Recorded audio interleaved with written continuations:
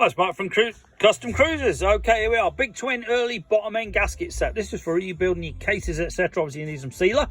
But you've got your cam cover gasket. You've got all your little Viton seals. Viton blue, top of the range. They really are good quality, okay? You got your, obviously, your oil-proof washers as well. And as you can see, various other seals in here as well, okay? Pushrod tubes, etc.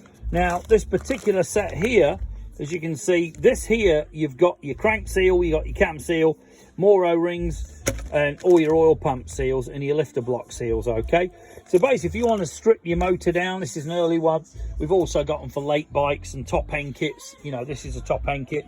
We've also got the full sets. This one here is for a late big twin. That's basically 92 up. This one here, your shovel. Okay, shovel edge, we do 69 to 66 to 69 and 70 to 84. Okay, and then we do Sportsters. You know, we got all that sort of stuff in stock as well.